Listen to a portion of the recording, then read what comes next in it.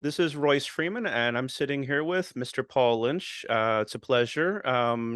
Thank you for taking the time to doing this. Happy I could. All right. Just go into a little lead into the interview. Tell us about yourself, whatever you'd like, and any observations that you'd like to share.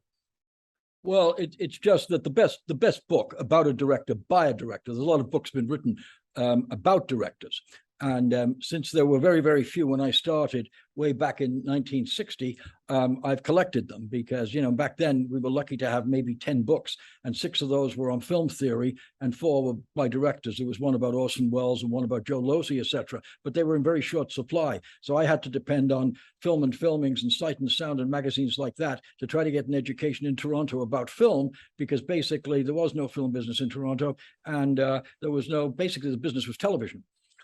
But with the Kazan book, what he set up was that in not all jobs is you as a person bring that much of yourself to the job, as an example. So he said that as a director you do, because all your thoughts and everything else are being interconnected with whoever you're directing or whatever you want them to do. So whatever is in the back of your mind is in fact coming out and affecting that. And I was lucky because I had 2 great parents, a great family, a great brother and sister, and great DNA, which led me to have common sense and things like that, which I could then hopefully transfer into whatever filming I was doing. Once I had learned how films worked, I could put a part of me into it. And I'm not sure that people quite understand that. The example was, for instance, Stanley Kubrick, who had a real problem with doctors because his father was one. So he shied away from them and had nothing to do with them, and sadly died too young, I think, because of it. But that was his persona. That's what he brought to whatever humor he found or whatever, that and other things. And I think that's important to acknowledge. So it isn't really me. I'm a vessel for what has gone before me, as we all are. But in my case, I got lucky with the DNA. Go ahead and tell us the process of how the project of Prom Night got started. I had to make 2 films in Canada. The Hard Part Begins, which is being re-released 50 years later next year for streaming, and a film called Blood and Guts. And they were both well received and good movies. But they opened some doors in Canada, but they didn't open any doors in America. So I was down in the States doing a documentary on Penthouse Magazine and Bob Guccione, and I was trying to figure out how to get like a foot in the door down here. And I had gone to see both Halloween and The Hills Have Eyes and the Texas Chainsaw Massacre. And I thought, well, maybe it's a chance to do a horror film. So I came up with a concept about a crazed doctor, and I took it to the producer of Halloween. In those days, not anymore, but in those days, you could pick up the phone and call the producer of Halloween, talk to his secretary, they put you through, and immediately I said, hi, I'm from Canada. I've done these films and I'd like to talk to you. He said, come on over. I go over and I talk to Urban Yablans. I explained the picture. He says, no, doctors are distasteful. He said, think of holidays, obviously, because he had done Halloween. And I said, like Thanksgiving. He said, no, distasteful again. But he said, look, think about it. I saw your film, Blood and Guts, and I liked it. And get back to me in a week's time. So I said, fine. So as I'm leaving his office on Sunset, I drive past a hotel called the Sunset Doheny, and on the roof of it is an ad for after 6 formals for your prom night. I thought, gee, what a nice name, prom, happy night, somewhat terrorizing. If that was put together in a horror film, maybe Owen would be interested. So I went home and wrote 1 page of what it could be, and was ready to, send it to Irwin. And I called. This was, I think, on a Thursday I saw him, and I called on the Friday. He'll be back the next Friday, so I'll make an appointment for you to see him if you wish the following week. I said, great. In the meantime, I'd run into a Canadian producer called Deanne Judson, who had produced a couple of pictures in Canada, and she invited me to a get-together in Century City down here for Telefilm Canada, which was then the CFDC. And I went there and with Deanne, and there were 2 guys there. One of them, Peter Simpson and his brother, ran a company, and it was a media buying company out of Canada. And they'd been very successful. They had decided, Peter had worked in advertising and decided to break away from an advertising agency and just buy the media, not do the creative. And within like 5 years, was like a multimillionaire. And he had done it down here for what was called forewalling, where a company would make, most of them were kind of adventure films in the wilderness. But there were different kinds. And he had done the media placement for these films, because what the company would do is they would buy out movie theaters in the town. And so in order to buy them out, they had to have advertising. Peter would place the ads. So let's take Santa Monica. There were, let's say there's 4 theaters. He would go in and place all the advertising on whatever medium was required to get people in Santa Monica to go to those 4 theaters to see, Outlaws of the West or something. And they were so successful because they owned the box office. They kept all the money. They made the movie and they kept all the money. And Peter saw this and he decided he should make one of the films, because he had run into a couple of a man and his father who were making these wilderness films. And so he came up with a movie called The Sea Gypsies, and he financed it. He was about to forewall it when he got a call from, I guess somebody knew about it, from Universal, and they wanted to buy it. So he, in effect, had made a film for about under $1 million. I'm guessing more like 500,000 in those days. And Universal gave him 3 million. So he never got around to forewalling it. And he had just finished doing that when I happened to run into him and his brother with Deanne at this party. So Deanne was telling him that, I've got this idea and that it's Canadian and we're doing, he's Canada, etc. And he said, yes, I'm interested. And I said, well, I'm going to go back and see her when Yab lands. He said, don't. And it was the fastest deal I've ever made, or any deal I've ever heard about, because this happened when I met him on the Thursday, and on Monday morning I was in his office, and by Monday afternoon I had a deal. And that was how Peter Simpson got involved. And he set it up. He paid for the, based on the outline, the 1 page, we found a writer, and a couple of writers actually. And there you go. Then it started up. So he sounds like a person that had, a lot of influence and, resources and stuff. But how much did he try to backseat drive during the production, the prep, the shooting, and post-production? Well, he actually didn't, because he and his brother were new to the business, and I had made 2 films. And then my partner in this, besides Deanne, she had made 2. And then the writer was a young guy, because it was a teenage film. We found a young guy who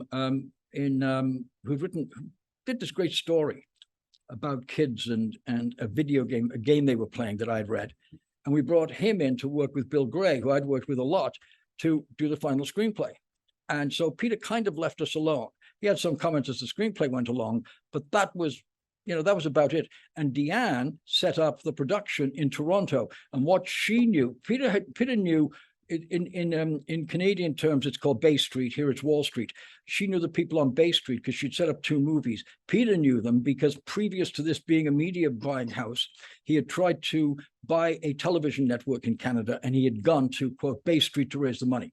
So between them, they went out with a tax shelter deal on the movie that couldn't be really refuted, given that he had had such success with The Sea Gypsies, and we'd all made movies in a new business. It was just starting in Canada. And they agreed, a company up there agreed to put up the financing. So then she set about finding a film crew, and we had to sort of sticky tape one together, because other than some people who worked in television, there weren't any film crews. I mean, way back in the late 50s, my friend Sidney Fury and a couple of other guys had made a couple of independent films. But since then, now we're coming up to the 70s, there hadn't been much at all. Don Shabib had made a great film called Going Down the Road when I was making The Hard Part and Blood and Guts. But it was very thin. So we had to pull from all possible places to try to find a film crew. And we borrowed a art director, design director, if you will, from CTV, who did Second City. And she freelanced for us while we were doing the setting up the movie, and she was working at SCTV, but she could only set it up. She only do pre-production. And she brought in a girl who had previously sold jewelry to be the production designer, art director. And she turned out fabulous. And she went on to a whole career, Joan Chorney, as a production designer. It was that kind of a thing. Bob New, terrific cinematographer who shot it. And the original film looked great. But when you see the DVD, the new one, the Blu-ray, it is spectacular. What a good job he did. And he'd done a short and gone to film school. And that was the kind of crew we put together. And it was all just sheer luck and timing that picture happened. I've seen the documentary and the commentary on Prom Night, and they explained on there, you guys talked about the addition of the red herring, that you added it after the fact, that to try to make it seem like the escaped mental patient was the one doing everything. Can you discuss how that came about, and the, adding that element into the story? Well, by that time, what really impressed me was Psycho. And that was kind of the way we set out to do this, was a slow build to a big payoff. Yep. But when we put the film together, the distributors wanted something more than that, because by the time that we were ready to go out, we were selling it to distributors, or Peter was, everything had moved faster. We had the Texas Chainsaw Massacre, things like that, where within the first 15 minutes, chaos occurred. We didn't have that. We built a thriller story about it, because even though it is considered a slasher picture, I was considered a thriller. That's what I thought I was making. And so we had to go back and then add something extra into that. So we got together and we came up with this plot where there was a killer on the loose who had escaped from a mental institution. They were tracking him down while the prom was going on. And that was why that was added, in order to build some extra suspense up front. When you added that material in, did you have to shave other scenes down to make room for that, to keep it as a tight film? All that was lost, it's interesting, all that was lost in it was some stuff about Jamie Lee Curtis and her family. We in the original, it was more of a setup. We went home, we saw her mother and her father, and a little bit of her life. But other than that, no, we didn't really remove much of anything. I know it's it's always touchy to ask a person who's created the first film in a series that's a classic, and then they went on and made sequels that were not necessarily up to the par of the original. But did they ever ask you anything about the sequels, like offer them to you, or did you see any of them? What did you think? Well, no, because there was no sequel. I mean, ironically, the only sequel could have been is that Jamie Lee escapes a mental institution, because when I left her in Prom Night, she was on her way there after what had happened to her. So I didn't see that it could go anywhere at all. So, and they didn't really either. So they came up with, let's use the title and put it into a similar kind of film, and that was the 50s one they did right afterwards. No, Hello Mary Lou. Yeah, Hello Mary Lou, and it was fine. I mean, it was a different film to mine, but Bruce, who directed it, did a very good job. And I'd originally talked to him about doing second unit for me on Prom Night, because we were racing against time on Prom Night, because they were going to open the high schools. We didn't start shooting until really in the middle of August, and the high schools were about to get opened, and we couldn't be there when they were opening the schools. So we had a real push to try to finish in a high school. And I went in, but he couldn't, he was busy. So I had to, with the assistant director, try to finish everything we did. And actually, when normally we were shooting a 5-day week, we shot a 7-day weekend in order to finish and get out of the school in time. So I liked it. I thought it was a different kind of movie, but fine. I mean, that was Peter's choice to use the title and do something with it. So what was your process working with, I believe you said your sister helped choreograph the scenes with Jamie Lee? Yes, my sister was well, she retired, but was a dancer and a dance teacher. And so I brought her in because we knew what we were trying to do, which was a homage to Saturday Night Fever. So I showed it to her and brought her in to actually go work with them while we were setting up the shoot. And she did a great job. As did that crew to do what they did, because they weren't used to anything like that. These were like guys who did student films, or a couple of them, an interesting story actually, and a couple of them came from television. And one guy in particular shows up, and we needed somebody, a grip, and he got hired. And years later, I'm doing Xena in New Zealand, and this man comes up to me and he says, "You don't remember me?" I said, "No." He said, "You gave me my first job." So my mind is racing, like what? "Well, you hired me to work with the grips on Prom Night. I'd been looking for a job, and I enjoyed it. So I stayed in the film business, and now I'm the senior grip down here on this show. I thought that was great. I mean, I think that part of it is, for me too, that for most of the stuff I've done, people who've been associated with it have gone on. They've gone on to be successes. And I don't think that if you do it any other way, if I was just a success and they were less so, it would be all that thrilling. But it is to me, because so many people from nowhere came and joined us, and they all went on to have great careers. So what was your working relationship with Paul Zaza? Zaza had worked for another, I'm just can't think of his name, another horror film director who did Black Christmas. Bob Clark? Bob Clark.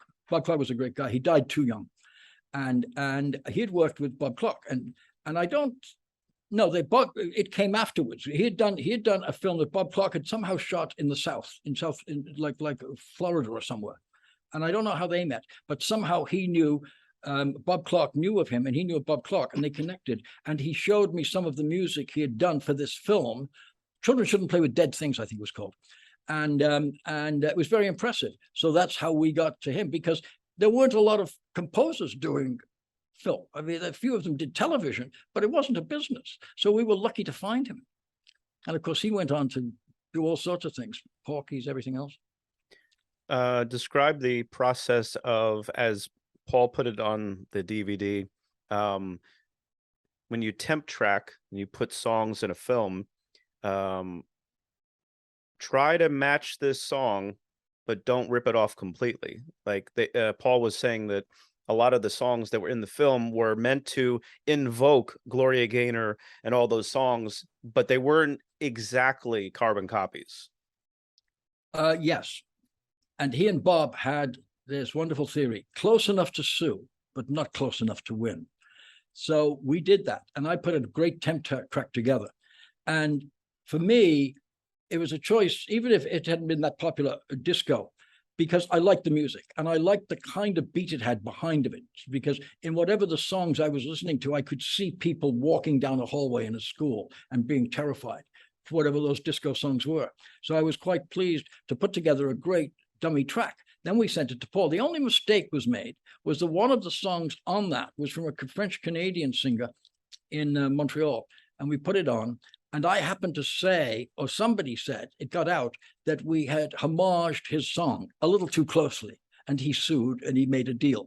But the rest was simply sound-alikes, in a way, for major disco songs. And to this day, I still like disco, and I'm always thrilled when I hear it, because for me, now, I grant you that I'm getting older, way old now, but it was music you could dance to. And I don't care what anybody says about house music or whatever else the splinter groups are. It's hard to dance to. So how did you get associated with Murder by Night? Murder by Night was a TV movie. And I had been, I'd done two films for a company in LA. One was a terrific comedy about people going to a wedding, Wedding Day Blues. And the other one was about with Robert Urich. And it was about a guy who has to take on and deal with a girl who's an ex-con. So it was a comedy thriller. And they wanted to make Murder by Night, but there was a strike pending in LA. And nobody knew which way it would go. So I said, and I forget which union it was, but it affected the making of the film. So I said, why don't you talk to this producer in Toronto, Peter Simpson, and he might be able to do a deal with you, which won't cost you a lot because he'll get Canadian financing for it. And there aren't a lot of restrictions, and we could go up there and make it, because they approached me to direct it. And they said, sure. So that's how how it came to be. And we took it to Canada and we made it. And these two producers, what their names were, but they had done a lot of television movies, and they were coming to the end. They were closing out their development schedule. So they had the three I did, and I think two more after that, and that was it.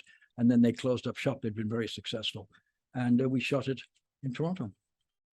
So what's the difference between shooting or prepping and shooting theatrical movie versus a television movie? Well, particularly now, there isn't any difference at all. It was a little different then because of the shooting schedule. Back then, I think Prom Night we had 24 days, and the TV movies had made their way up to, because they were quality movies back then in the late 80s, up to 18 days. But it's a big misnomer, because the amount of technical stuff, the cameras, the lighting, the grip equipment, everything else is what would hold you up when you made the film. It wasn't anything else. Once they put that aside, which they have in the last 10 years, and everything is digital, then you can do in 12 or 13 days what you could have done in 20 back then. Prom Night could have been made beautifully in 14 days in today's world, but you couldn't do it back then. That's why it's recorded 20 or 21 days, simply because of the equipment and the lights. And, you know, I mean, there was a terrific director down here, Peter Hyams, and he invented a Hyams light, 25 bulbs on a crane. And a couple of years ago, I did a movie up there, and I said to the guy, he was lighting for night outside of a church. And I said, I'm going to get a coffee and something to eat, and I'll come back. How long will it take you? He said, don't go away, we're ready. I said, there's 2 lights. He said, that's all we need, because that's all you do need with digital, and it looks great. Back then, it took 25 lights. That's the kind of thing. You had to position lights, you had to do all sorts of stuff. That ate up so much time. And now you don't have to do that anymore. So really, back then, it was a necessity to have some extra days just in order to make a decent picture. When TV movies started out, they were 12 days. TV shows were 6, and the movies were 12. And you made whatever adjustments you had to in order to make them in 12 days. And a lot of them were very successful. Now, then they got up to 18 days, and that was what was terrific for Murder by Night. So, since a TV movie plays with commercial breaks, and how do you time that stuff in the screenplay and in the script table readings? So you craft the scenes so they actually build to the commercial break. Well, you do that in television series, but I've never seen it in a TV movie. You just make the movie and they drop in the commercials. There was no planned breakaway at a specific point, at least when I was doing them. You know, oh my God, he's got the knife, and then you fade to black and come back after the commercial. No, they would just put in the commercials wherever. But TV was set up that way. Each had an act, and the act had a payoff before the commercial. So Peter Simpson's the common thread between Prom Night and Murder by Night. Absolutely. So how involved was he working with a TV movie production versus the theatrical film? Well, he wasn't, but by this time, remember, it was 89, I think, 88 or 89. So 10 years had almost 10 years had eclipsed, and he was very much involved in the film business, and he wanted to expand, and he wanted to get into doing these kind of films. And of course, not long after him, not long after he did this, then we started seeing a lot of American production get to Canada. And that's how it sort of blew up through the 90s, where so many American companies were making TV movies and miniseries in Canada. So Jamie Lee Curtis was in, a slew of Canadian films where she was the Scream Queen, and they had to have a certain amount of above the line people or Canadian, but you can bring in 1 or 2 or however it was, as many American people, but they would give you a tax break. What was it like? And did you meet the people that made those other films that she was in? She was in your film, and she was in Terror Train, and she was in Road Games. Did you ever meet any of those filmmakers? Well, Road Games was shot in Australia, but I was offered Terror Train, but I turned it down because for me, Halloween worked because it was a suburb. Prom Night worked because it was a high school, and it was common ground for an audience that would go to see these films. Kids didn't travel on trains. They traveled in cars and airplanes. So I said, okay, it's an okay script. And the producer of it was a really nice guy, I must say. And I said, but I'm not interested. So then they hired a guy who'd been an editor for Sam Peckinpah, and he took the job and he directed it in Montreal. And before he got going, he asked me, as did the producer, could they look at the Prom Night rough cut, because they were looking for Canadian actors. And I said to him, not so much to the producer, and I probably should have, if it had been now, you emailed the producer, but I didn't, saying, look, I'll show it to you, but don't take Jamie. You can take all the other kids, and I hope that you do, but don't take Jamie. So he agreed. He was a scumbag, and he agreed. And then immediately he hired Jamie for Terror Train. But preceding that, what was amazing to me was it was not an aware community in many ways, Hollywood. And one of them was Halloween was a huge success on an AIP level. And that's the way the town thought of it. Well, yeah, AIP made a few extra bucks. No, it was far bigger than that with the audience that developed around it, as we now know. But back then, not so. So Jamie Lee comes out in Halloween, and I think, yeah, this is the future. They didn't get that. They've always been behind the times. So as time goes on, she goes off and she does Terror Train, and they start to think maybe there is a different business than the one we're in this, like, it was left to AIP, but not anymore. Okay, so I'm doing the film, and Peter and I had come to the conclusion that we should hire this girl who had been a young actress on the Brady Bunch, and she'd done TV movies. And in those days, they were doing portrait of a teenage hooker, portrait of a teenage gambler. I forget which portrait she did, but she was really good. So I said, let's talk about getting her for the lead. So we agreed. And also because he had sold his previous film to NBC, it seemed like the correct choice. Then I got a call from Jamie's manager saying, could Jamie come in and read for it? And I was sitting there at my desk. I'll never forget, astounded, like, this is the girl who starred in Halloween. This is like, her mother starred in Psycho. I mean, she wants to read for us. How can this be? I mean, this was like major star time to anybody who was actually aware. And so I said, sure. So she came around and she read. She was terrific. And Peter Simpson said, no, I think we should go with the TV girl. Because, I mean, he wasn't aware of movies. I said, no, she's in Halloween. Look up the grosses, see what it did. So he says, well, okay, but can she dance? I said, I'm sure she can dance. We can work on that. He said, well, let's have her do an audition to dance. I'm dying. I said, okay. So I called the manager. I explained. He said, sure, she'll be happy to. Well, remember, she'd done Halloween. And before that, she'd done episodes of TV shows. That's all she had done. In my mind, because of Halloween, she's a star. But in their mind, she's just a working actress. So she comes and she did a very good dance rehearsal, and we hired her. And thank God we did, because it's nice that people throw a little bit of credit or a little bit of light my way, but really the film is her and the writers. It was basically, that was it. Luckily, I don't think I got in the way of it, but that's about the most I could quite honestly say. So how did you get involved with, it's had different titles, Victim of Beauty or Drop Dead Gorgeous? Oh no, my agent had found it, and they were looking for a director. And they were going to do it in Canada. And for some reason, again, they needed to be shot quite quickly or something. And so I signed on, and I liked the story. And what I liked about it was that when I was originally an art director and a designer. And luckily, because that was another business in Canada too, a brand new business, I rose up pretty fast. So I could become an art director on Toronto Life magazine. And on the evenings, on the Friday evening, before I went home, I would go to the downtown theater, which showed B movies. And on the Saturday, I would go to the uptown theater, which showed art films, just to balance it, to see what was going on in the world.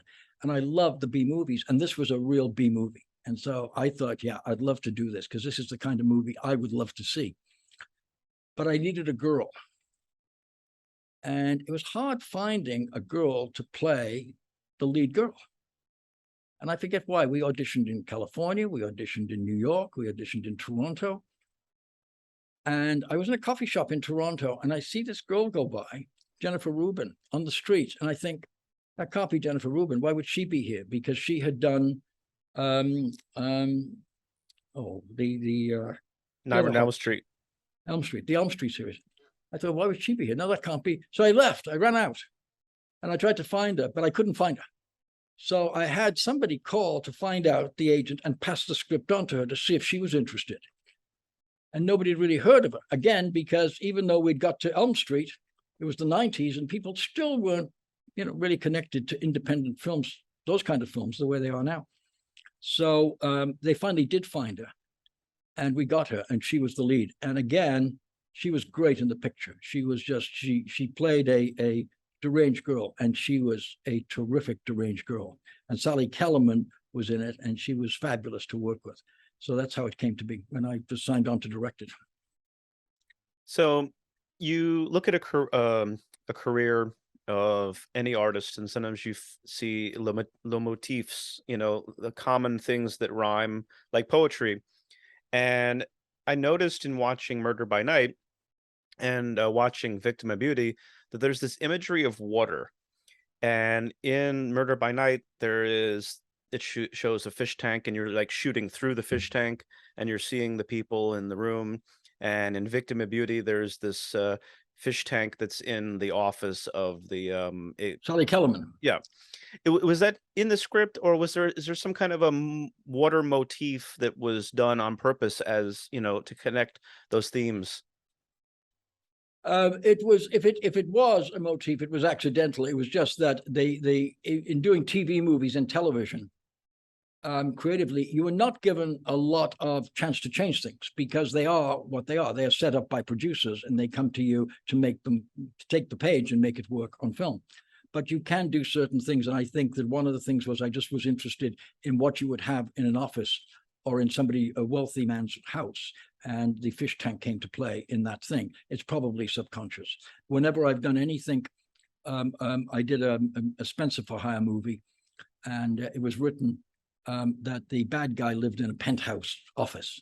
And I said, no, he's going to live in the back of a strip bar, because that appeals to me. That's what's interesting to me is the back of a strip bar, not this fantasy of dynasty. You have a little bit of creative say in that. You can force those kind of things, but it's not a lot. So if it is, it's all subconscious. It's not a conscious thing. I wouldn't consciously say I've got to have a fish tank, but subconsciously maybe. So what was it like working with Michael Ironside multiple times? Fabulous. Just the greatest guy and a terrific actor. And I can't say enough about him. And we were very lucky to be able to hang out together. I did a movie that is hard to find, Cross Country. And if it is findable, it's on VHS, which has not held up. The quality of VHS is really, really bad as it gets older. And so I've not been able to find it, unfortunately. But it's a terrific thriller again, with Richard Beamer and Mike Ironside were the two male leads. So any recollections of the process of making Victim of Beauty? I know it's a made for TV kind of late night Cinemax kind of erotic thriller kind of thing. And it has that vibe. It also has a little bit of if I can say, a little dirt under the nails. It feels a little seedy, a little dirty, but probably because it's about that underbelly of the entertainment world. But what is it like making a film with that kind of flavor and the film? Well, again, you could only go so far because it was a television movie. It was done, I believe, for USA when they were starting up for USA Cable, and they were a tad more daring. But that was it. I mean, you could do seedy streets and things like that, but it wouldn't stand up against, let's say, Special Victims, Law and Order Special Victims today, because they really get down and dirty. So does the CW network compared to what I was allowed to do. But I will tell you a great story that I'm kind of proud of, and it's kind of fun. When we were doing the movie, we were shooting split days and nights. And so we had this great apartment, which we had somehow, the locations people had found, and it was just fabulous. It was such a great location.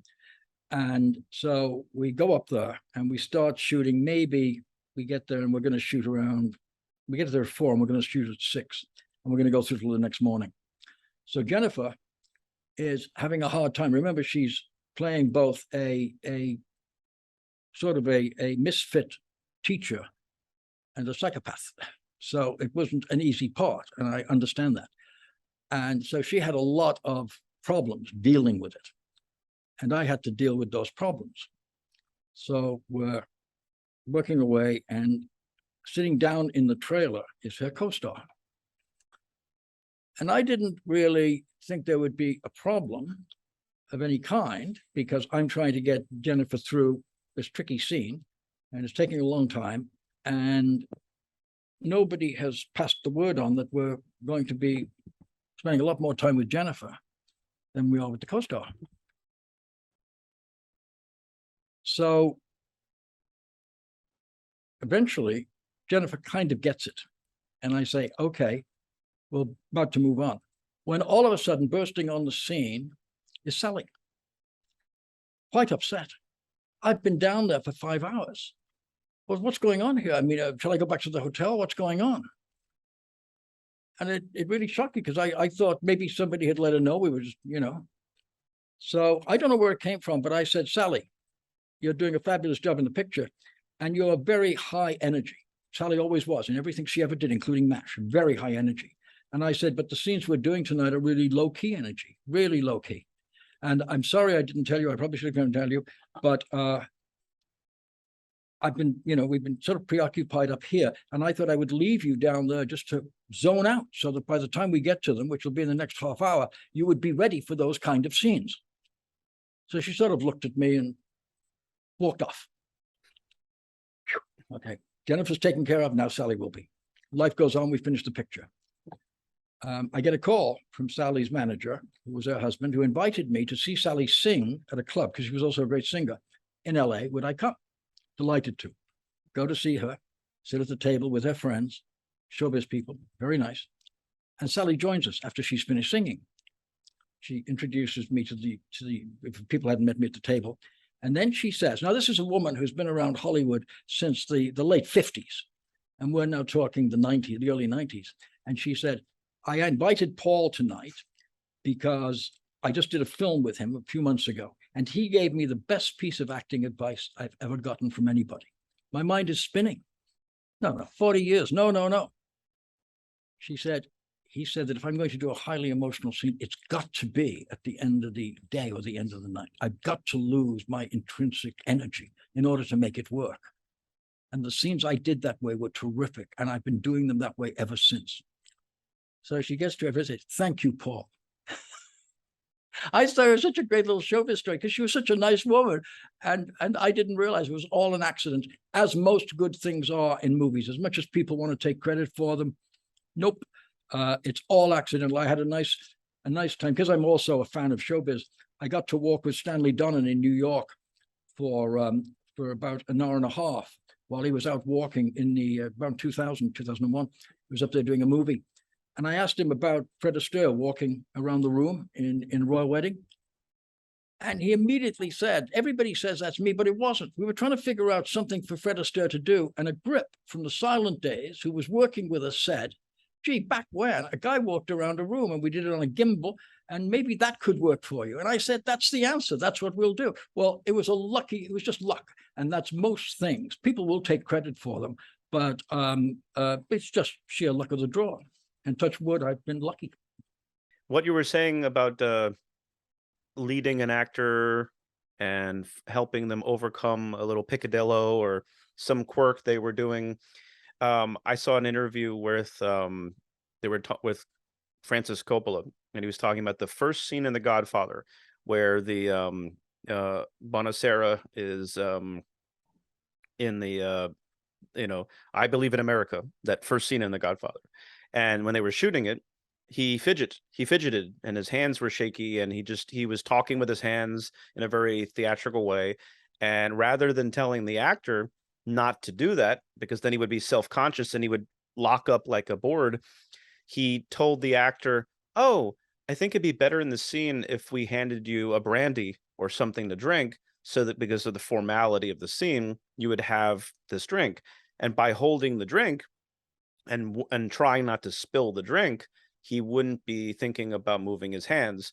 And I don't know if you've ever had to use a reverse psychology or to come at a problem or sideways so you didn't make the actor self-conscious about pointing out what they were doing.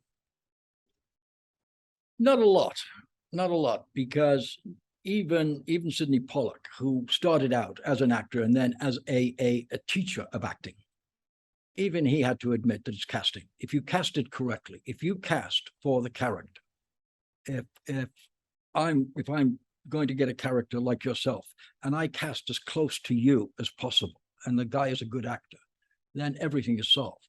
Because it's only if there's a bad actor or somebody that you are given who disagrees with the way the character should be that you would need to do that. Most of it is setting up as any other directors will tell you, setting up kind of an atmosphere in which actors can work and have the freedom to do whatever they want to do. And because I knew nothing in the beginning of working with an actor, my partner at the time, Bill Gray, knew of an actor who'd worked in Canadian television and said, you should hire him. So I did. And I hired him, and he played a cop on an Indian reservation. And he was fabulous. And all I said was action on, just not quite, bring it down a little bit. That was all. But by doing that, I let him do anything. And I didn't realize at the time, because I continued this with all the kids and everybody else on prom night, just do what you do. I mean, I was 33 when I was doing it, and they're supposed to be 17-year-olds. So do what you do. And if it's a little over the top, I'll bring it down. Sometimes it was right to be over the top. The young guy who died in the van was a little over the top, but it was funny over the top. So it was a balance. But for the most part, no, I've never really run into having to do that. But the best story of all of those, which I'll tell you, if stop me if you've heard it, but was Jane Fonda on Clute. Jane Fonda was a commercial actress, and then she got to Clute. And the guy doing Clute, the director, the terrific director, said, look, this is a, it's working again.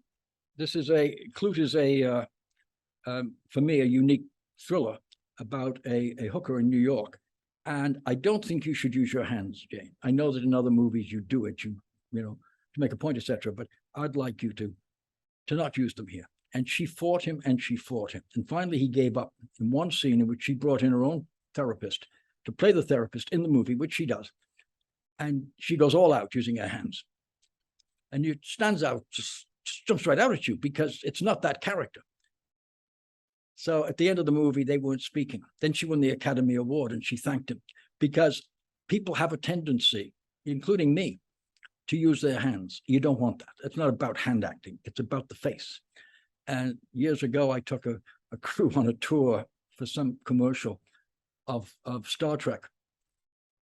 And I put my hands in my pocket. I did everything. But when I saw it, I had broken that cardinal rule. There I was, waving my hands around like no tomorrow, because it's nervousness, it's all sorts of things. But that's the great story about trying to not use your hands. And instead of saying not use your hands, I guess Coppola found a different way to approach it. So sometimes they'll shoot a second unit at the same time as the main unit, and some directors, they want that to be very specific, so they jump around from set to set and they direct their own second unit. What was it like on Victim of Beauty, having the music video Slave to Fashion? Did you have to direct that yourself, or did you have someone else direct that?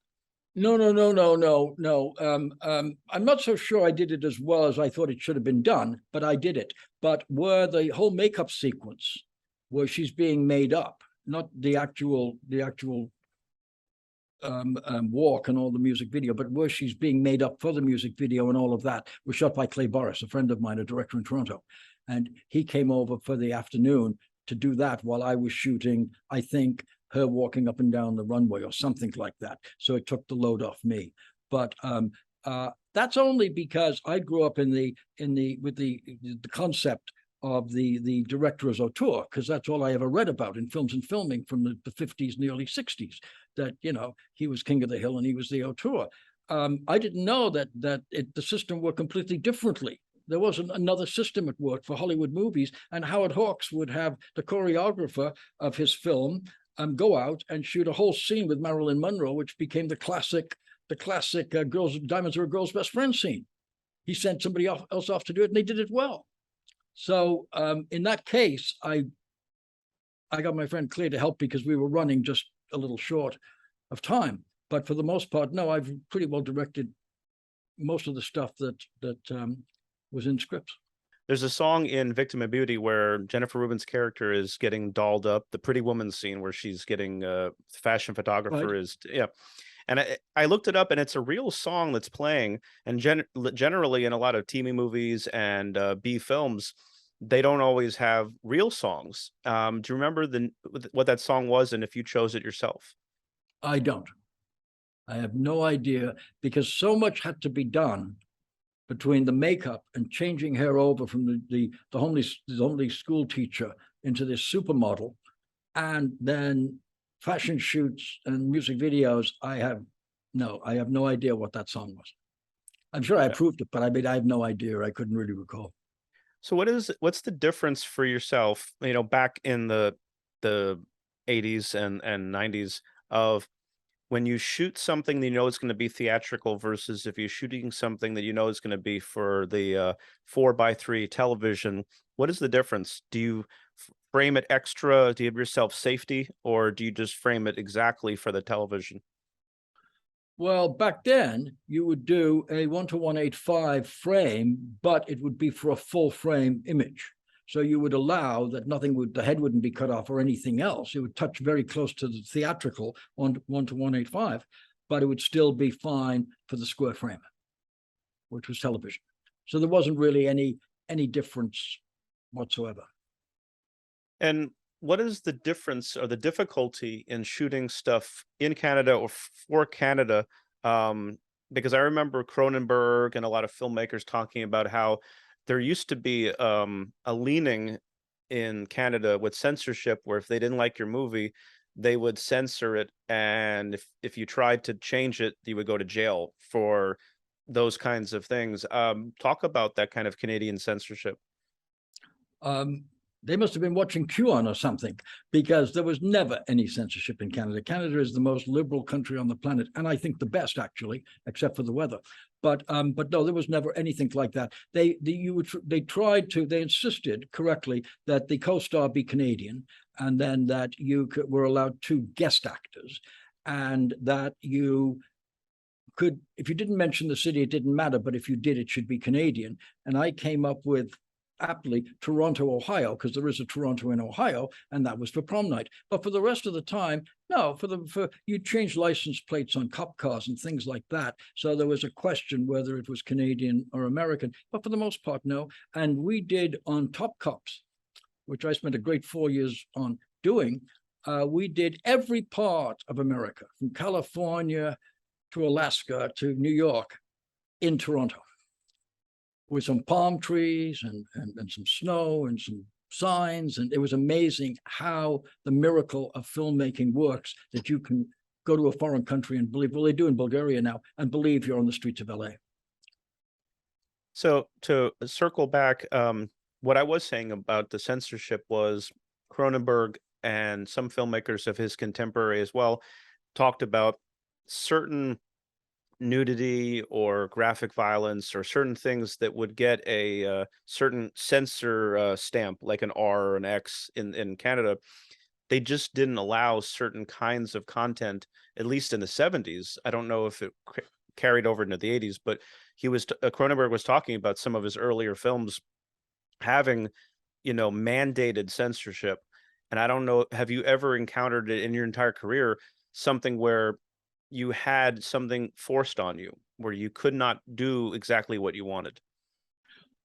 Just once, in one line, from the NBC censor, of all people, because Peter, while we were making the film, had tested the waters for a television sale of Prom Night, because he had done so well with his previous picture, from a censor there.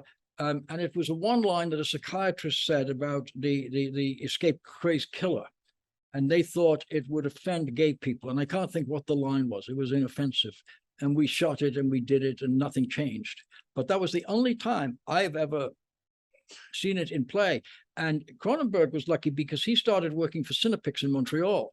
And Montreal was the freest and most open, because they were like a European country for sexuality and everything else in movies. They did the first mainstream, questionably X-rated picture, and played it in the theaters there, and they toned it down for the rest of English-speaking Canada. But they were the leaders. So I think whatever he may have found, or any other director, is they toned it down for English-speaking Canada, but it got to play as much as the director wanted in Quebec. So you mentioned earlier being asked about Terror Train and turning it down. What other films that would be notable have you been offered or pursued and just did not direct? Well, luckily, none. I mean, most of the films that I mean, the films that got set up and were made, no, there were a few that I wanted to do. Ken Russell did a film that I had developed with the writer. about a girl who is basically a secretary by day and a hooker by night, and we couldn't set it up. So the writer Barry Sandler, great writer, terrific writer, eventually did get it set up with Ken Russell, and they made it as a feature film with Kathleen Turner. But that was the only one that I was really involved with trying to develop and trying to get set up. Most of the others, no, but I was invited after prom night to meet Charlton Heston and his son, because his son had written this thriller horror film in a mine shaft. And his son was a terrific guy, and he wrote a very good script. I didn't think it was commercial or had any relevance whatsoever. But Charlton wanted to play the part because he got to play two people. He got to play the psychopath and the good guy. And his son had done a good job. There was nothing wrong with the screenplay. It just didn't seem to have any place other than a TV movie, and Heston didn't do those. So I went out and I met Mr. Heston and his two producing partners. And his two producing partners were very good tennis players, and they played the circuit in LA, which was quite a big circuit where people, executives, everything else needed good partners to partner with in tennis. And these guys would do that. And besides Heston, they obviously played with Rob Reiner, and they all set up Castle Rock together. And the rest is history. But in the meantime, they were supposed to be going to do this film. And I talked to his son about it, and it just didn't work for me. I mean, I didn't mind talking to them about it, and it didn't work out. But the more I said no, which is a Hollywood thing, the more they kept upping the ante. The more they kept saying, "We'll pay you more. We'll pay you more. We'll pay you more." And they got up to quite a lot of money, but it was never about money, as long as I could make a decent living, which is also the Canadian way. It's a different psychology than down here. People are big in money down in Canada. Yeah, you want to make a decent living, but you also, it's more than that. So they kept asking more and more, and ICM finally, I forget how much they get. I said, no, I cannot do it. I've got another film I want to make, and I've got people interested in it, and it just, you want to make this now, and I can't do it. If you're making 2 years' time, maybe. No, we have to make it now. So because they couldn't get me, basically a nobody from Toronto, to direct the great Charlton Heston, he really got pissed off at them. He got antsy, and they fired me, which was fine. I went off with another agent. But that was the only one I remember that I didn't do. And he went off and made it. Charlton Heston ended up directing it himself. Didn't go anywhere. But that was the only one. And in retrospect, the fact that he became, deranged with guns and things like that, I was lucky to not have anything to do with him.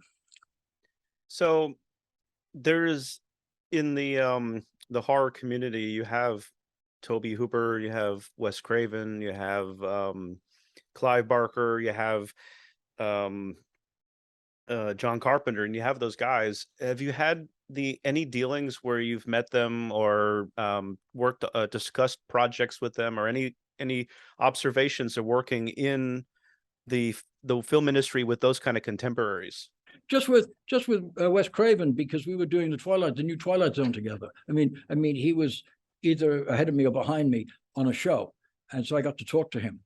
And when I had gone to New York, when I was doing the Penthouse film, I'd gone to find him because I was such a fan of the Last House on the Left, and The Hills Have Eyes, which is what he had done by that point. But when I was doing this documentary, and I'd gone over to the production company that made it, and it was run by Sean, I can't think of his last name, who did Friday the 13th. Cunningham. Sean Cunningham.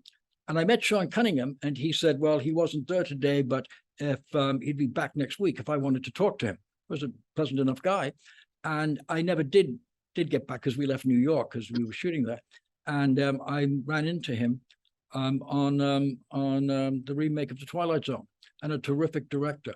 And that first film, The Last House on the Left, has one of the most remarkable sequences in it ever, because it's one of the great examples of film, because you see nothing, and yet you see everything. It is the filthiest scene ever, and you see nothing. Do you know the scene where the bad guy takes the girl to the tree? Yeah. Well, I mean, what more can you say? I couldn't imagine anything being better than that, where it's horrifying. You've seen everything, and you don't see one single thing, the cutting and everything else. So we had a nice talk about that. He was a great guy. He did some great films. But he was also a writer-director, which I'm not. I'm just a director. There was a time when there were directors and there were writers. Now, most of it is they are combined. There are not a lot of, unless there's special effects people who come into directing things, there's not a lot of directors per se. Most of them are writer-directors, and that was never me, but it was him, and he was great at it. So I've seen on your resume of your body of work that you worked on lots of different television series. Am I correct in saying that you worked on Star Trek? Yes, What The was Next it like? Generation and the one after it. What was it like coming onto a TV series that was existing, and how much can you bring to your ideas as far as blocking and camera placement, since they kind of already have, at least on the bridge of the Enterprise, they kind of already have their camera marks and setups. What can you bring to it when you come to an existing show? Oh, all of that. You can't, you can deal with the guest stars and you cast the guest stars. The actors themselves have honed their characters and their performance in the pilot. And in the case of Next Gen, the pilot was directed by a terrific director, and they all had it down, each one of them. And the great magic of that show was Patrick Stewart, who had been around television and stage and everything else in England for most of his life, and was out in LA doing his one-man Christmas show when the co-producer, a very smart guy with Gene Roddenberry, happened to see him do it at UCLA and said to Gene, "You've got to get this guy." Nobody wanted him. Paramount didn't. Nobody wanted him. They all kept saying, "Jonathan Frakes, he's the lead. Just Paul. Remember, he's the lead. This old bald guy, he's just there." I can remember thinking, no, of course he isn't just there. You just can't. I mean, it's hard to understand these people because I mean, I was seeing something that they obviously weren't. And he had come from all of these years of doing all of this great stuff and really not achieved anything. So when we were working together, when we were doing the first show, he said, "How long do you think it's going to go?" And I said, "Well, based on the other show and what I know, I would say 6 years." He said, "Well, they signed me a year." "That wouldn't go 6 years." I said, "Yes, it'll go 6 years. Of course it will." "No, no." We went 7. Okay. But next show, I go away, I come back. Terrific guy, Patrick. And he passes me and says, "Look, I'm going. I've got to go and leave the show, but I've talked to the ADs and they say it's fine. You don't need me." And I said, "Patrick, you can go and do whatever you want. I'll work around it. I will shoot whatever I shoot and I will use a double, whatever, because I need your head. So go and have a good day, whatever you're doing." And he said, he leaned over, he said, "I'm doing a commercial. Do you know how much they pay in America for a commercial?" I said, "Whatever it is, Patrick, for you, it's not enough. So go and enjoy it and have a great day." He was that kind of a guy. And the other great thing was, actors get sloppy. And when they come on a show, they think, "Well, I'm the guest star, so I can fake it as I make it." They drop lines, they do all sorts of things. The first time an actor, a guest actor, came on Next Gen and played against Patrick Stewart, they would drop a line or two, and Patrick would look at them, as would the crew.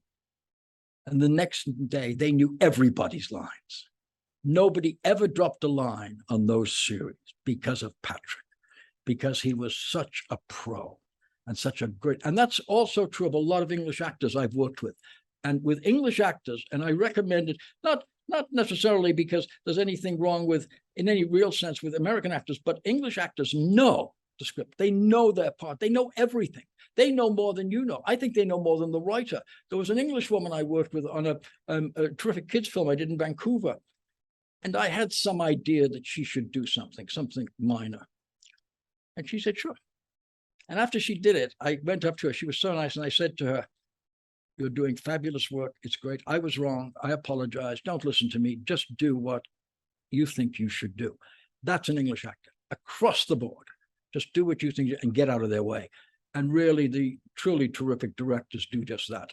They just get out of their way. All the stuff about Kazan, screaming and shouting and taking people out to lunch and replaying their history and all of that, and what happened to you when you were 7. That was promotion. He was one of the great hype artists of all times, Mr. Kazan, but that's not how it works. You have to get actors who walk in and just are brilliant. There's something about people that they can walk in and say 2 lines and they're stars. And that was Patrick. So what is something in your career that is a skill set or a project or something that you have yet to do that you desire to do? Well, I've been very lucky, and I'm 76 now, and it really hit me, maybe 3 or 4 months ago, that most of the genres that one could work in, I've had a chance to work in. Now, whether I've been successful in them or whether people like them or they're any good or not, or I did a good job or not, I don't know. But I know I've had a chance to do thrillers, horror films, comedy, drama, docudrama, all sorts of things, work with all sorts of great performers. And I don't know, there's not, if I did something again, it would be sort of repetition because there's no other genre has been opened up to me except animation, which doesn't really interest me that much. But the rest I've just been very lucky to do. So I don't know, I got a chance. The gentleman who wrote my first film, Hard Part, John Hunter, was like me, just fascinated by show business and the industry. And he always loved the idea that, and which he got to live out in Canada, that he would be called in as a hired gun to fix films when they fell apart or when the script wasn't working or something.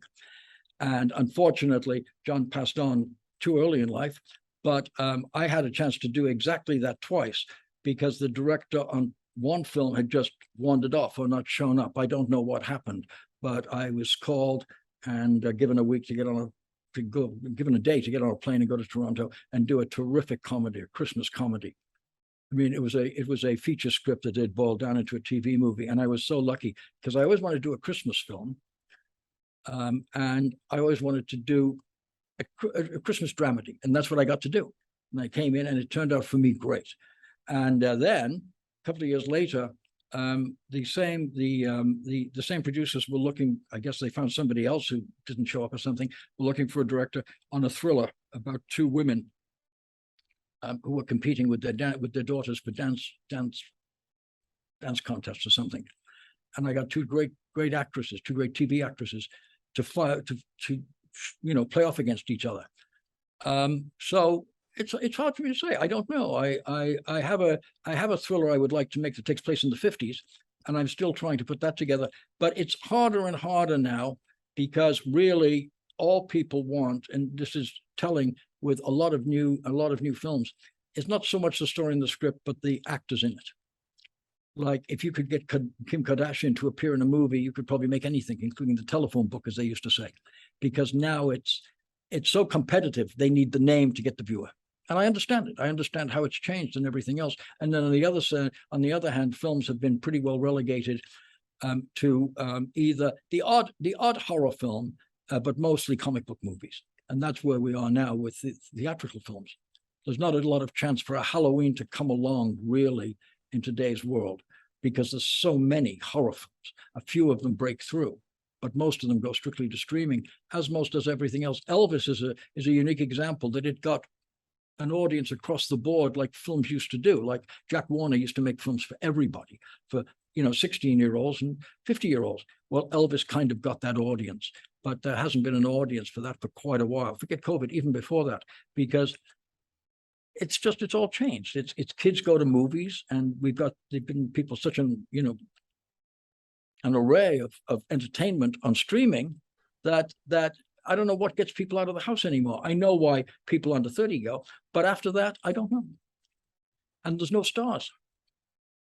So you mentioned kids, and this leads perfectly into the wrap-up question I have, or the pairing of questions is, so I became a filmmaker because my father's a filmmaker, Right. was and still is. And that kind of the idea of mentorship and paying it forward and giving back.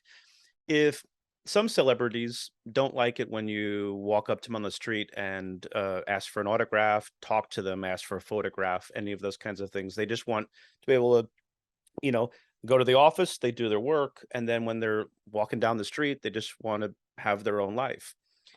What would you say to people that would run into you in a social setting or out in public? Do you like people coming up to you and saying, "Are you Paul Lynch?" And then they want to tell you how much your films have meant to them, and talk to you about those things? Well, two things. I have never been in the position where, let's say, Brad Pitt is, where you can't walk down the street without people doing that. So I don't know how somebody deals with that. I mean, I don't know when you can't go anywhere without somebody asking for something. I mean, the people who've asked me, my answer is sure. What can I do? What possibly can I do to assist you? Simply because from the day I started, I knew nothing, and I asked people. I could, in those days, you can't do it anymore for many reasons, but I came out to California when I was in advertising because we had a client who was out here, and I took a over the weekend the chance to go out and meet Richard Donner. And I called up Richard Donner on the Friday at his office at Columbia, and Columbia answered. Then they put me through to his secretary. Then Dick Donner picked up the phone, and I said, I'm going to go back on Tuesday. He said, well, can you come over here on Monday? I said, sure. So I went over Monday morning, and he said, look, we have to go back on Tuesday. I said, well, yeah. He said, well, okay, look, if it changes, let me know. So as it turned out, I stayed till Thursday. So I called him, and he said, great, come over Tuesday to Warner Brothers. I'm shooting this series. Come out and you can, if you're interested, we'll talk about what I'm doing. I said, great. So I go over there, and he was a great guy, Richard Donner. And when it's over, he says, look, a friend of mine, an actress from London who I'd worked with in a film, is here, and she's doing a big movie over at Warner Brothers. Do you want to come over to the set? Well, I'll go see her, and you can, get a coffee or get some of the great food they've got over there. I said, sure. So he takes me over to the remake of that Frank Capra movie. They did the music. This one was the musical version. I can't think of the name of it. It was Frank Capra's Lost Horizons. Lost Horizons, the musical. That's what they're doing. And on top of that, it's directed by Charlie Jarrett, who started his career at the CBC. He was an English actor who came to the CBC and signed up to be a director in '54. So while Donna goes off with Brit, I can't think of his last name. When he goes off with her, I have a great discussion with Charles and his career in Hollywood and all of that. And then, besides having their nice free meal, I get two things. And this is like in 1971. I get to stand there and watch as the sun goes down and it's getting dark. 100 plus Klieg lights come up around this fabulous set on the back lot at Warner Brothers, the last fabulous set. And as those lights came on, that was Hollywood, babe. I'm telling you, I'm going to be here. I want this. Okay. Then along comes, out of the blue, with Richard, Ross Hunter, the producer. He says, this is Paul Lynch. He's from Canada. He works in magazines up there. I said, yeah, magazines and advertising. He says, you've got to come to the opening. Leave the information with my secretary. Call it tomorrow, leave the information, and come to the opening when we open it in Toronto. And then within a split second, he's next to me with his hand around me. This is Ross Hunter, a great producer and a great huckster. His hand is around my shoulder, and from nowhere, a cameraman shows up and takes a picture. We'll send you a copy of it. So glad you could join us. I walked back with Richard to the car, and he was answering a few other questions. And as I left, I was flying. I'm telling you, you couldn't have given me anything. I mean, an electric Hummer wouldn't have matched those moments. That's what Richard Donner did for me. For me to not do that for another person, I should be hit by a truck. And the only other guy who treated me badly was Frankenheimer, John Frankenheimer. And I think it was because he was doing TV, even though he was doing great TV, and was unhappy with his life or something, because I saw him getting into his car at Paramount while I was doing Star Trek. And I said, gee, you're John Frankenheimer. Wow, I mean, you've made some great films. And I round them up. Yeah, what do you want? Yeah. I mean, he was just so unpleasant. I thought, gee, for a guy who's that successful, why? But no, so I'm open to anybody and always have been to, hey, if I can give you any information, if I can be of any help whatsoever, please, because they did it for me. Jack Starrett, a wonderful action director, took me out on the town for a night in LA, one of the great nights of my life. I mean, you could just call up these people and they would do it. They were so nice. So I would hope that people would pay it forward all the time. And my walk through Toronto with Stanley Donen, just so informative, so terrific. His stories about making charade, about making two for the road. I mean, just a great guy. And we ended up at the bar in the hotel. No, of course not. I would tell anybody, yes, if people want to ask you questions, they want to, please give back. You owe it. Don't you think? So I find myself paying it forward and meeting people coming up in the industry and people of all ages. And I try to mentor them where I can and work with lots of the same people. And for those watching this interview, if somebody also is inspired by your career, much like your career has inspired me, would you welcome people reaching out to you and contacting you about, sending you something they wrote or a piece of their work to get feedback from you and, other collaborations down the road, if maybe the next up and coming young filmmaker can learn something from yourself or partner with you on a future endeavor, would you welcome something like that? Absolutely. I've always thought that of the people I meet and give my business card to, that very few of them call me. Like, some nice things have happened because of prom night. Like, they had to get together at a theater here in LA to celebrate when proms come up, to celebrate proms at the movie theater and play prom night. And a lot of great people came out. And I said, if there's anything I can do for you or answer questions or anything else, get in touch with them, get in touch with me. A lot of people do. I do get a lot of requests to sign covers and things like that, which I'm more than happy to do. And strangely enough, one night, a nice man showed up at my door and knocked and said, could you sign these 40 posters? And I said, sure. So I said, but I don't know who you are, so let's do it in the garage. I took him to the garage and I signed the 40 posters, whatever he wanted, and off he went. I've never heard from him again, but why not?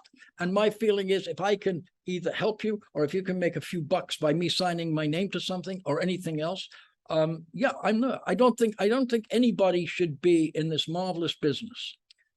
John Borman said, this is what was his line?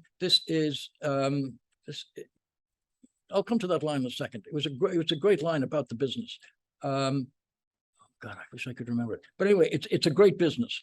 And if you are permitted into it, and I'm not kidding, if they allow you to come into it, it's not like being a doctor where they need doctors and they really need teachers. This is a business that they allow you in. If they've allowed you in, then God, you owe it back multiple times.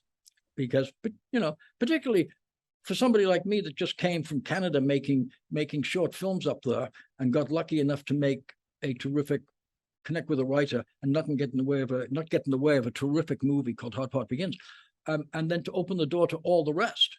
Absolutely. So I'm open to anybody getting in touch and asking questions. There is one caveat, I would say, and it's unfortunate. When I was an art director, I was 21, and the publisher brought around a guy who was in his late 30s.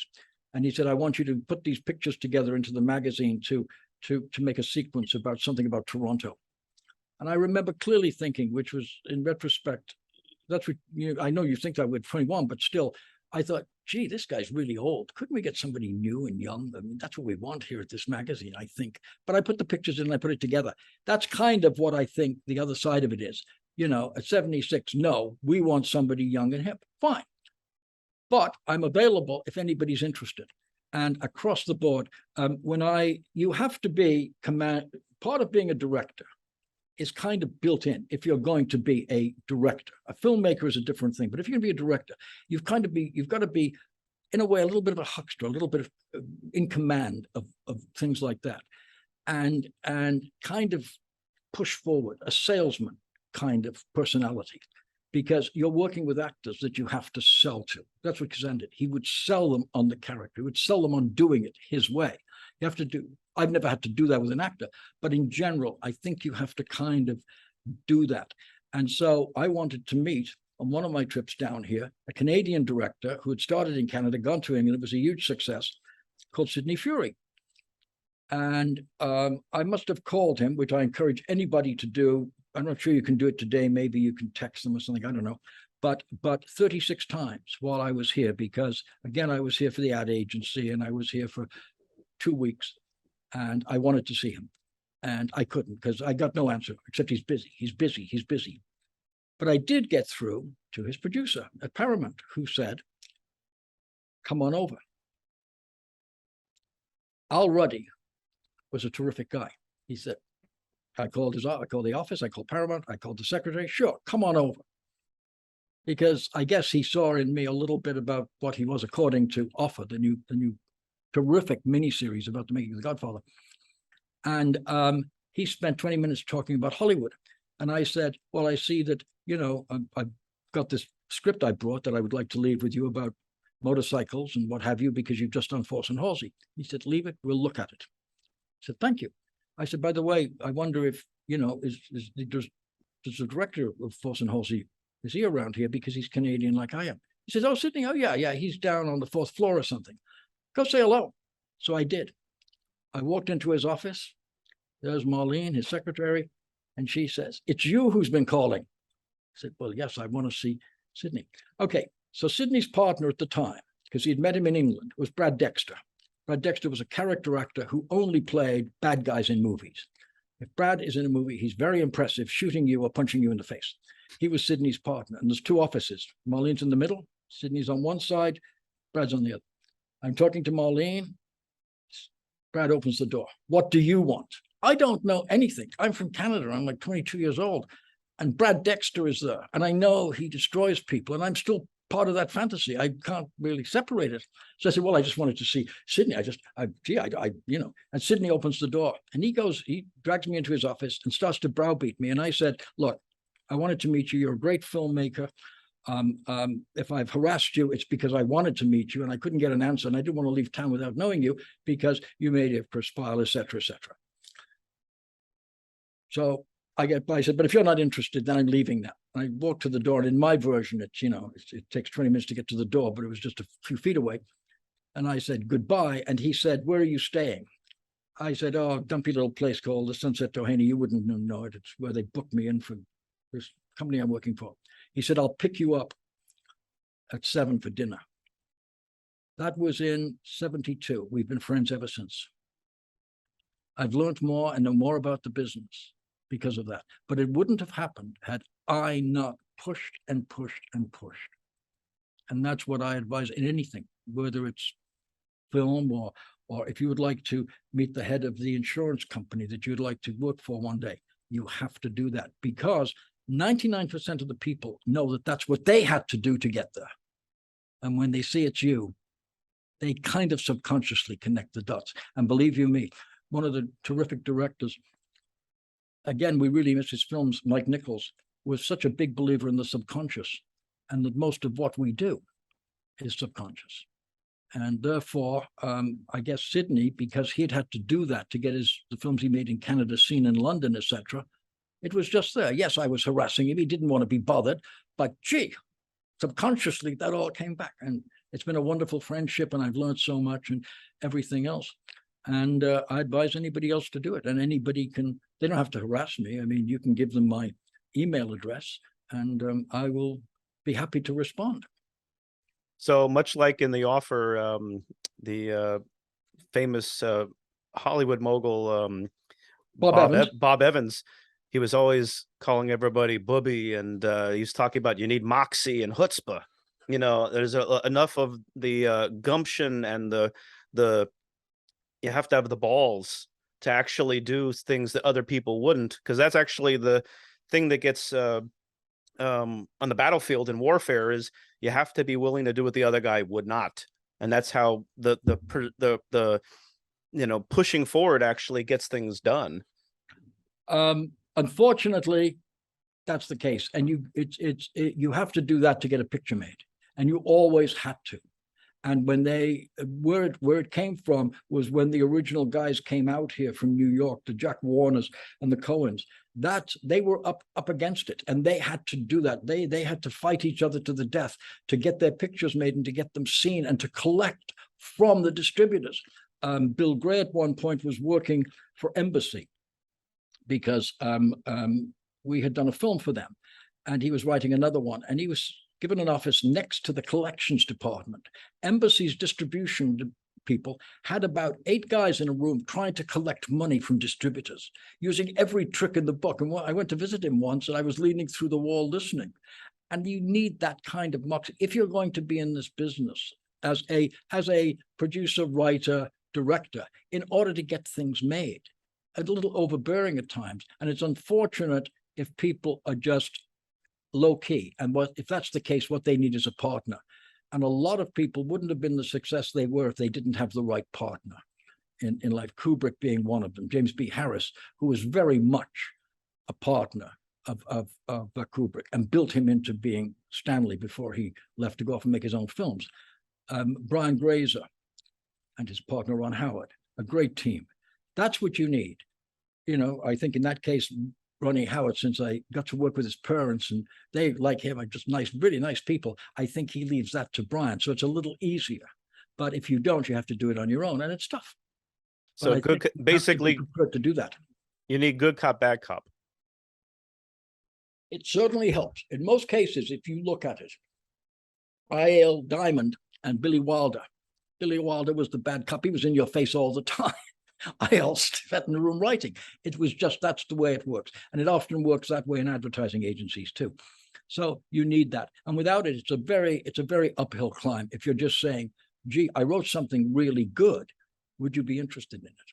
That's the problem. And it's even more of a problem now because Marshall Herkowitz, who with his partner did 30 something, I think was the title of the series, and some great movies, the two of them.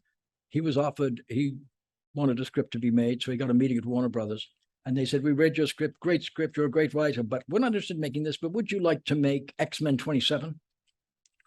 That's the problem. I mean, basically, I understand it. I understand what they're doing, but you know, I was lucky enough to get to do FX. I think it was FX 3 or 4, and RoboCop 4. And the problem with those movies is that they're so heavy on special effects and second unit that you don't get to do a lot. There's not a lot of requirement to do it. I did a series with Dennis Hopper in Hong Kong, sorry, in Shanghai. And a good 20% of it was wire work, second unit wire work. I got to work with some actors and things like that, but then they had action scenes where the second unit guy would come in and do it. And there's so much of that goes on now in movies that it's hard to separate one from the other. Now you have to be there while the action guy's laying it all out with the stars, but still, you really can't intervene much, because if there's an accident or anything else, you're in big trouble. You've got to turn it over to, nor would you not, with the great second unit directors they've got now, who've now risen up, a couple of brave ones, to do the John Wick movies. You wouldn't argue it. They show you what they're going to do. They come up with stuff. You discuss it in pre-production, and then they go out and shoot it, and you sit there and read. But that seems to be what movies are now, and there's a whole audience for them. And I started as a cartoonist for the Toronto Star, so I love comic books and cartoons, but I'd like to see something a little different. Maybe there's a few I was looking at this coming up this fall, maybe 4 or 5 movies that are that, and maybe we'll find an audience in theaters. But I have to tell you, with the 82-inch, is it, at Costco, the 82-inch screen, sitting in the right space away from it, you'd be hard pressed to see the difference.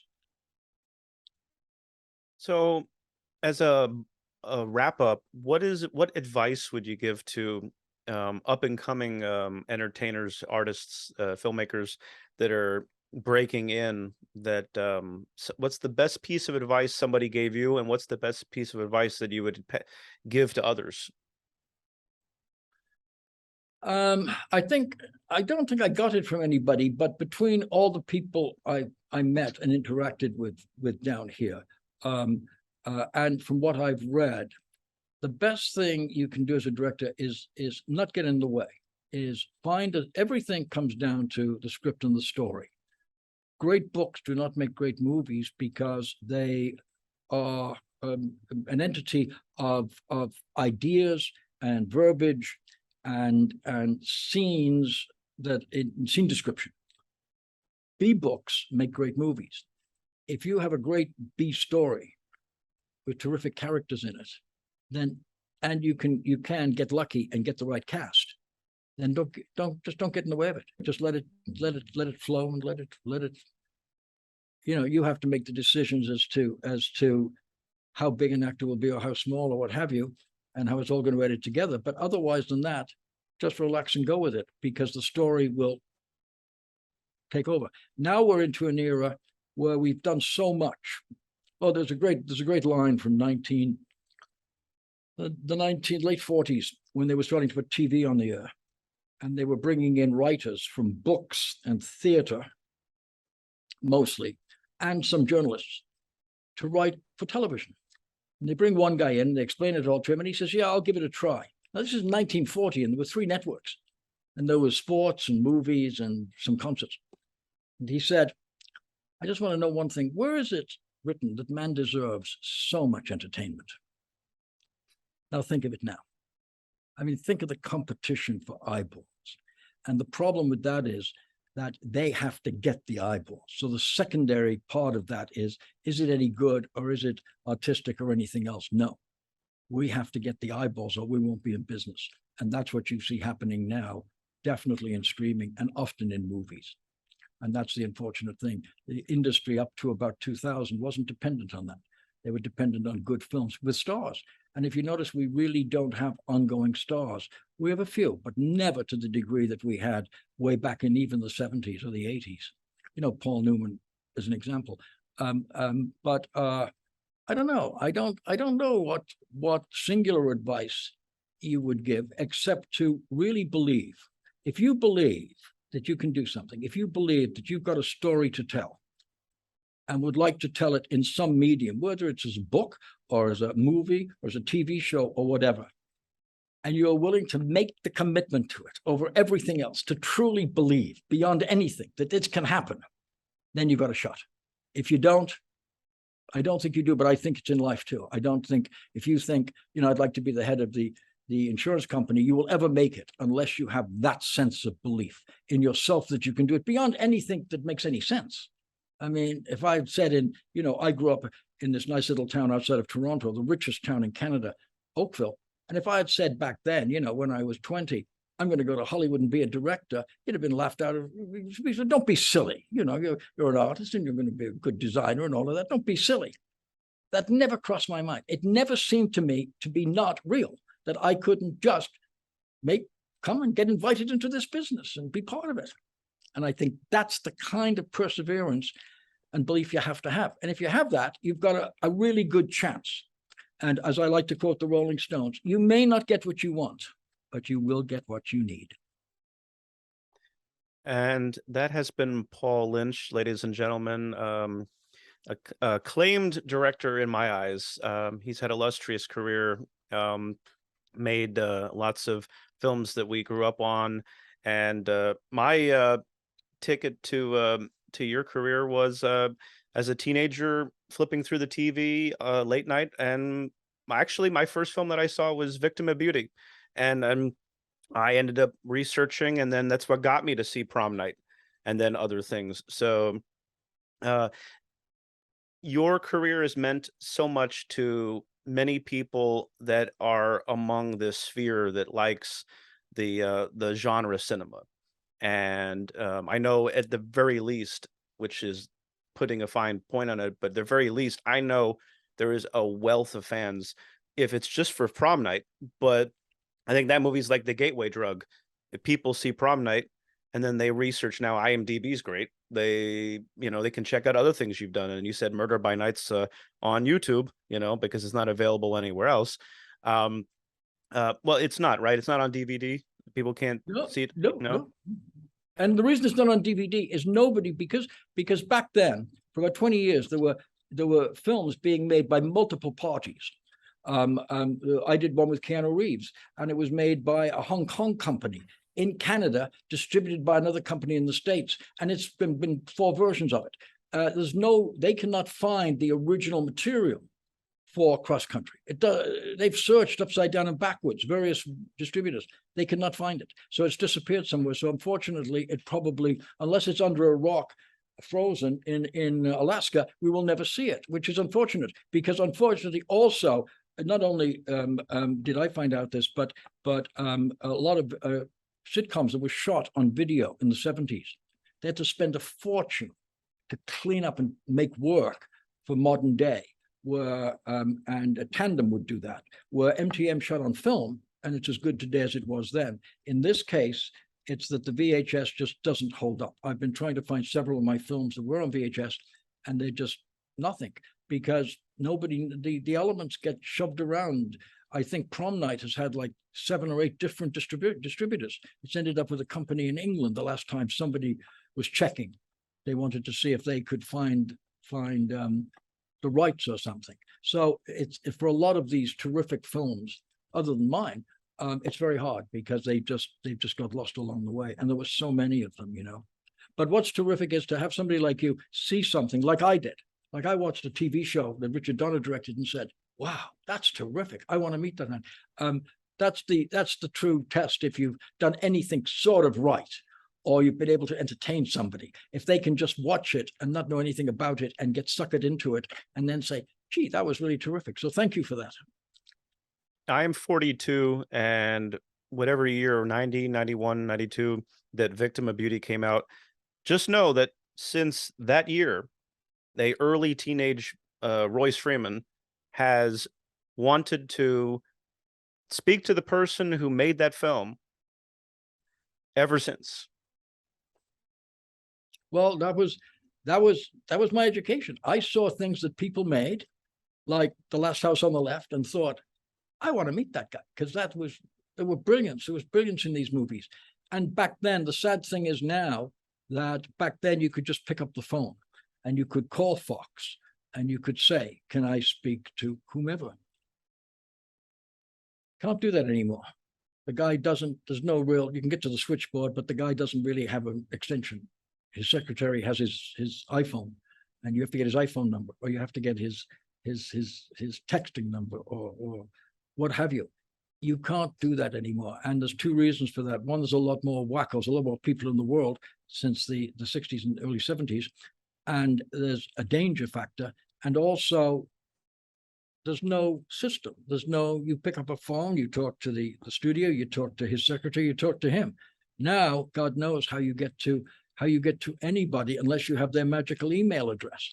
And then how do you get that? I'm sure there's a black market there somewhere, but that's not what it was. That's why it was so incredibly simple, because remember, back in the 70s, nobody really cared. People were starting to go to film schools. Film schools were starting to start, as were film festivals. But it was just a job. It was like Dick Donner goes to work. My friend Bruce Kessler, Jack Starrett, they go to work. I mean, it was a job. So sure, if you want to come over and hang out with me, and I've tried to play it back by having anybody who wants to show up and watch me work and ask questions and what have you. Because when I started, there weren't monitors on the sets. There are now. There are now, you can send around a monitor and you can actually pinpoint what's going on and seeing how you stage and what have you. They didn't have anything like that. There was a terrific Canadian director, George McGowan, and I went out and watched him work. He did some terrific shows, particularly Canon. And I watched him work, and he would answer my questions about certain things. But now you can be pointed. Now you can see it. So it's almost, and with all the, like Paul Thomas Anderson got his education from the commentary on those movie discs. Remember back in the 70s, 80s, they had the disc. Laser discs. Laser discs. That's where, with the commentary. And there's so much commentary now and everything else. But the one thing that there isn't is great screenplays or great stories. Now, for me, it doesn't mean they're not there in a different way for a new generation. Talking about what you said, I ran into a girl in a bookstore who's from Oshawa, just outside of Toronto. She was on the east, I was on the west in Oakville. And she was 24 and a graduated acting school, and she was looking for a book. I'm always cruising the bookstores looking for a new book. There's a new one out on James Coburn, by the way, just I saw it this morning. But she was looking for it, so I suggested the Mike Nichols book. And I said, if you have any questions about Hollywood, it's not that I can really give you any answers. It's just my back has been more against the wall more times than yours has yet. So maybe I can be of some help. And she did call. And so, you know, each month we have a coffee together, and she was studying acting, but she's a terrific writer, and she's trying to get a foothold in writing. So I was trying to help her do that. I've invited, if I was working, anybody to come down and hang out with me and learn anything they can. And I think that should be open to everybody. And I think it is. I think what you see, what's driven it is the minorities not getting a shot. And now, once they do get a shot, they bring their people with them. Somehow that didn't happen before. Somehow, I don't know why. I don't know why there weren't more people, but there are now, and it's starting to be that way. The Directors Guild has training programs. They always had a training program for ADs, but never for directors, really. So it's all starting to change. And for them, the kind of movies they like tend to be more like Asian movies, or I would say, for me, Italian movies, where they are not so much about the story, the three-act story structure that I grew up on, but more of the experience. Years ago, I saw a Japanese director, Ozu, I think you pronounce it, a film that he had made when I was in New York. And it was about a man who lost his wallet. It was a 2-hour film, and he goes looking for the wallet. He never does find it, but that's not the movie. The movie is the people the interreactions of his family and the people he runs into, right? And it just made no sense to me. Now we've moved on to that, and Nomadland is very much that kind of a movie. It's a woman experiencing various things. And the difference is Easy Rider is the same kind of movie, except it's got the 3-act structure. It's got a big payoff at the end.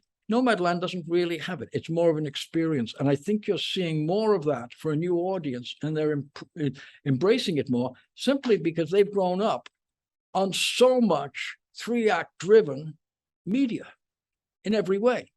And what's interjected into that has been video games, which don't have it. And so now you're kind of getting some kind of a crossover in films. There's a new film out about an Asian woman. I forget the title of it, but it's done very, very well. It was the distributor, I think, was A24, and it was their most successful film. Oh, the one that's Everything All at Once, the time travel movie.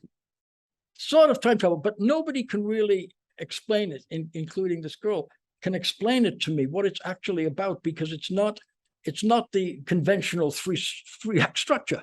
No. I think you're going to get more and more of those kind of movies. Terrence Malick sort of started getting into those kind of films, which were more of an experience than a straight ahead gripping story.